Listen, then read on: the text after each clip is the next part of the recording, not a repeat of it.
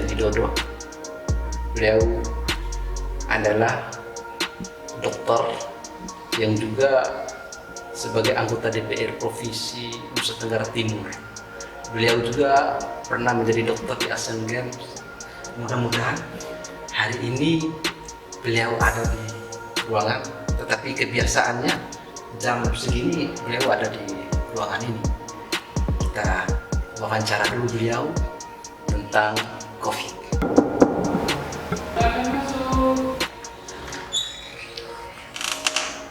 Selamat siang, Dokter. Halo, selamat siang, Bro Jun. Apa kabar? Kabar baik, Sehat? Dokter. Bagaimana puasanya? Alhamdulillah sehat. Lancar ya, walaupun lagi corona tapi lancar ya. Insya Allah. Luar biasa. Tidak mengganggu nih, Dokter. Wah, tidak. Bagaimana, silakan masuk, Oh, iya. Bro Jun.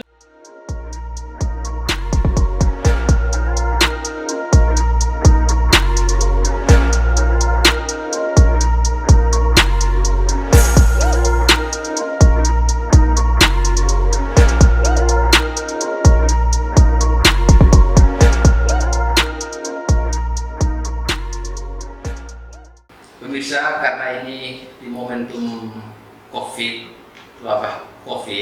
jadi ketika kita berinteraksi dengan siapa saja kita harus menggunakan masker, apalagi dengan dokter. Jadi kita harus punya kewajiban dan punya kesadaran sesuai dengan protokol kesehatan untuk menggunakan masker. Permisi, Pak Dokter. Selamat siang, Bro Jun. Gimana kabar, Pak Dokter? Wah, sehat. Bro Jun gimana, sehat? Alhamdulillah sehat. Keluarga semua sehat? Alhamdulillah sehat. Ada apa nih? Tumben Bro Jun siang-siang mengunjungi saya.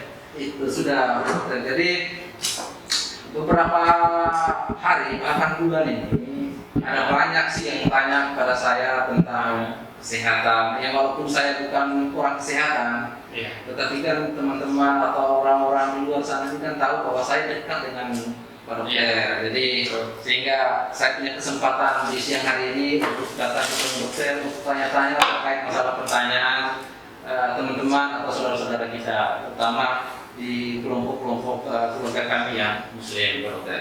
Baik, Bro Jun. Boleh, silakan. Ada pertanyaan? Mungkin saya mencoba menjawab semampu saya. Semoga bisa mewakili pertanyaan dari teman-teman di rumah. Ya, ada beberapa pertanyaan sih, Pak Dokter. Banyak tidak nih pertanyaannya nih? Tidak banyak juga sih, Pak Dokter. Sulit tidak? Saya yakin sesulit apapun pasti Pak Dokter bisa menjawabnya.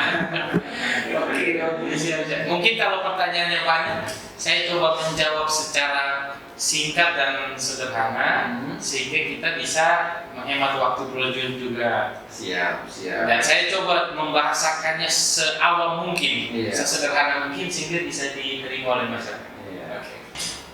Jadi begini Pak Dokter, ada beberapa pertanyaan ini. Jadi saya tanyakan pertanyaan yang pertama, karena ini kan di momentum bulan puasa Pak Dokter. Jadi puasa kita ini sudah masuk ke hari ke-25. Jadi pertanyaannya begini, benarkah di saat puasa imunitas tubuh meningkat atau malah menurun, Pak Dokter? Baik Bro Jun, jadi saat orang berpuasa itu imunitas tubuh kita malah meningkat selama ketika kita berbuka puasa, kita makan makanan yang bergizi.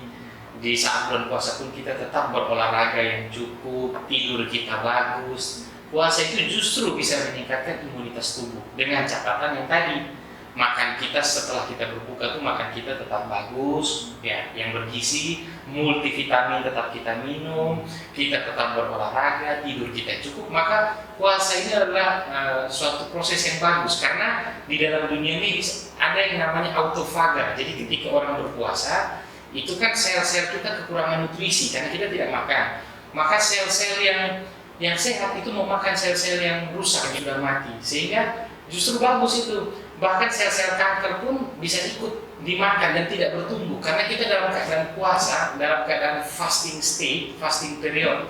Jadi periode fasting, periode puasa itu tubuh kekurangan nutrisi. Jadi sel yang sehat itu dia mencari makanan, akhirnya dia makan sel-sel yang rusak atau bahkan sel-sel kanker. Dan sel kanker yang tadinya tumbuh subur karena kita rajin makan gula, karbohidrat, sekarang kita puasa dia tidak dapat nutrisi, jadi sel-sel kanker ini malah mati.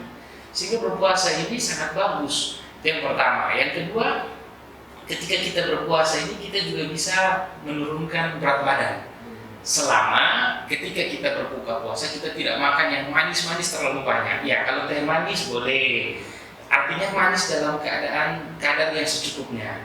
Setelah itu kita berbuka puasa tetap makan yang bagus ya. Nah, itu justru bisa menurunkan berat badan karena di saat berpuasa hormon tubuh itu akan memberikan akses terhadap lemak tubuh yang lebih. Jadi kita tidak ada asupan makanan sehingga tubuh memaksa menggunakan lemak cadangan energi yang kemarin-kemarin. Ya, jadi artinya berujung bisa lebih banyak membakar lemak daripada berujung tidak berpuasa. Nah, karena tubuh butuh asupan lemak, dia mengambil dari yang kemarin. Nah, selama dengan catatan ketika berbuka puasa kita tidak jadi kilaf, tidak jadi semua dimakan, ya itu sama saja. Ya, tetap hitungan kalori per hari kita harus cukup. Nah, tetapi dengan berpuasa kita mengaktifkan sel-sel yang tadinya tidur karena dia diberi makanan nih. Apa istilah gampangnya lah saya sederhanakan, sel itu kalau kita beri makanan karbohidrat gula dia jadi malas, dalam pada itu dia tidur.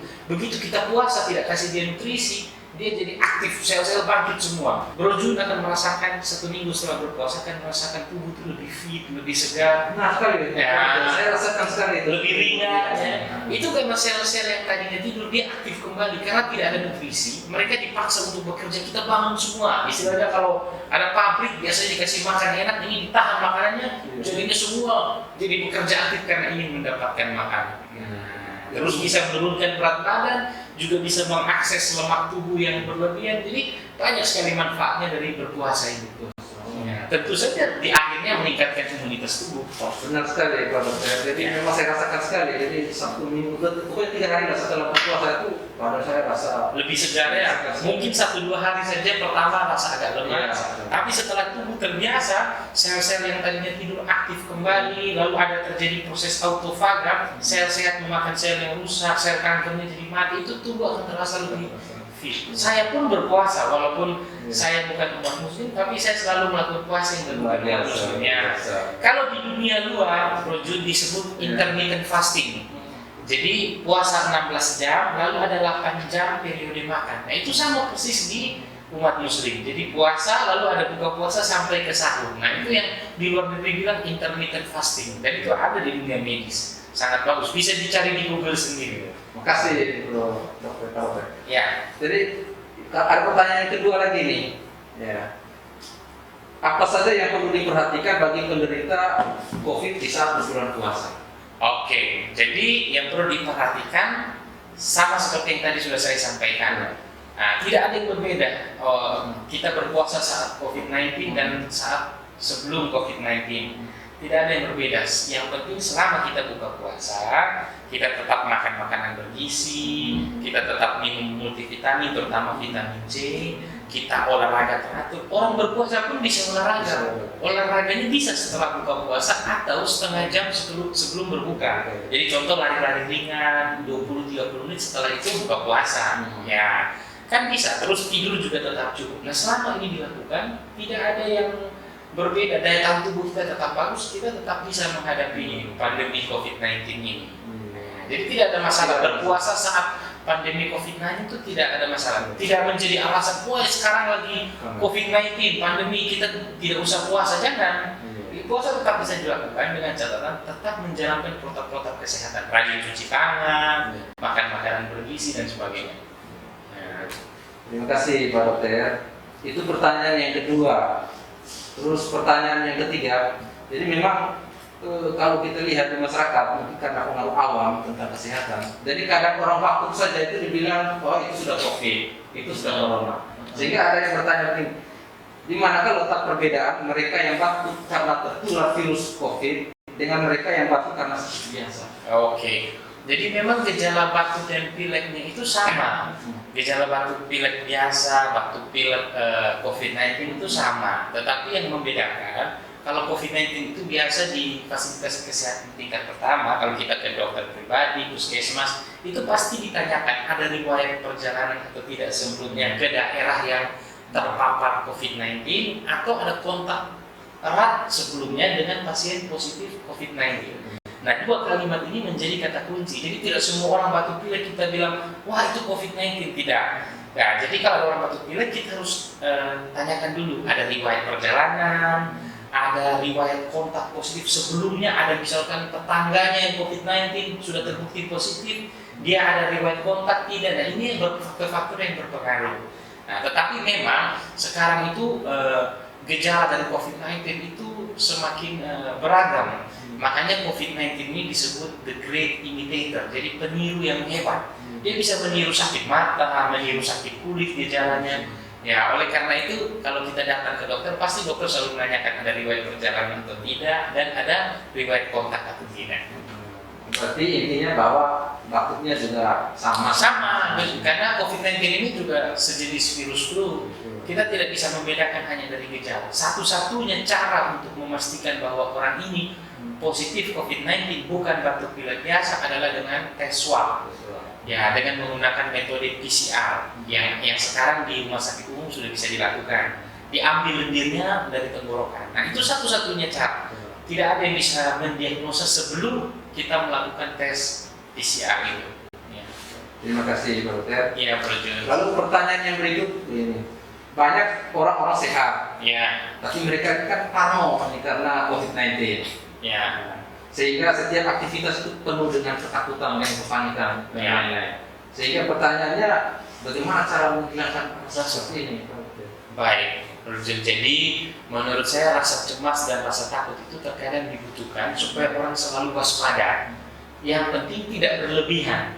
Jadi kata kuncinya itu di berlebihan. Kalau kita cemas, khawatir, wah jangan-jangan saya COVID-19, itu kadang bagus supaya kita jangan keluar-keluar, jangan berkumpul, jangan arisan, rajin cuci tangan, karena kita takut. Tetapi menjadi masalah ketika rasa takut itu menjadi berlebihan. Nah, sekarang yang dilakukan tidak perlu takut berlebihan. Kita cukup menjalankan protap-protap yang sudah dihimbau oleh pemerintah. Yang pertama, rajin mencuci tangan. Yang kedua, bila perlu sekali keluar, contohnya harus membeli obat di apotek, membeli bahan makanan, kita harus menggunakan masker. Selain itu jangan keluar-keluar kalau tidak untuk hal yang penting tidak usah keluar. Makan makanan bergizi, minum multivitamin terutama yang mengandung vitamin C atau vitamin C. Nah, ini protap-protap bila dijalankan, kita tidak perlu terlalu takut, khawatir. Walaupun terkadang yang saya bilang rasa khawatir itu perlu, gitu. Baik. Jadi ini pertanyaan terakhir Pak Dokter. Kebetulan saya punya teman banyak Ya, yang perokok. ya, Bahkan mereka entah rumor atau apa mereka sampaikan kepada saya, Bro Jun, kamu harus rokok supaya tidak kena virus COVID-19. ya. Karena orang yang perokok itu kan bisa membunuh itu COVID-19. Nah, yang menjadi pertanyaan saya, ada juga yang menyatakan, perokok itu juga bisa secepatnya kena virus COVID-19. Nah, pertanyaannya, kenapa perokok itu lebih rentan terjangkit virus COVID-19? Betul sekali, Bro Jun. Jadi orang yang merokok itu sudah pasti sistem pernapasannya tidak sesehat atau sefit orang yang tidak merokok. Jadi kalau ada dua orang, yang satu merokok, yang satu tidak merokok, sudah pasti fungsi pernapasannya lebih tidak bagus yang merokok, sudah pasti. Karena perokok itu kan kita di dalam saluran napas ini ada namanya silia. Silia itu jaringan yang kayak sapu. Kalau saya ibaratkan di bahasa awam kayak sapu. Kalau kita terhirup kuman, debu, bakteri itu nanti sapu itu bekerja, dia bergerak mengeluarkan dahak, lendir itu keluar. Makanya kenapa kalau di tempat berdebu, Bro Jun sering merasa ingin membuang ludah dan sebagainya. Itu karena silia tadi, jaringan tadi itu sapunya itu bekerja. Jadi dia bergerak mengeluarkan dahak supaya menahan bakteri dan kuman itu tidak masuk. Nah, kalau orang merokok, silianya ini tidak bekerja dengan baik. Rambut-rambut halus ini yang ada di pernapasan, tenggorokan dan sebagainya itu tidak bekerja dengan baik sehingga tidak bisa mengeluarkan kuman, dahak, kotoran itu. Nah, kalau dahak itu tetap ada di dalam saluran napas kita, ini menjadi sarang bertumbuhnya kuman dan bakteri. Maka dia lebih mudah terinfeksi. Orang yang rokok itu lebih mudah terinfeksi. Jadi lebih rentan.